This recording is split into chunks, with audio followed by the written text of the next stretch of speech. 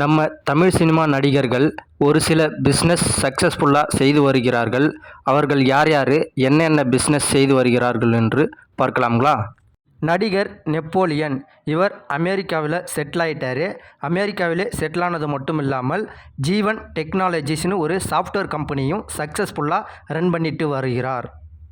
அடுத்து நம்ம ஆக்டர் ஜீவா, இவர் 1MBன்னு ஒரு ரெஸ்டாரண்ட் சக்ஸஸ்ஃபுல்லாக ரன் பண்ணிட்டு வருகிறார். இந்த ரெஸ்டாரண்ட் சென்னையில் இருக்குன்னு சொல்கிறாங்க. அடுத்து நம்ம ஆக்டர் ஆர்யா, இவர் சீஷெல் என்ற ரெஸ்டாரண்ட்டை சக்ஸஸ்ஃபுல்லாகவும் ரன் பண்ணிட்டு வருகிறார். இந்த ரெஸ்டாரண்ட்டும் சென்னையில் தான் இருக்குதுன்னு சொல்கிறாங்க.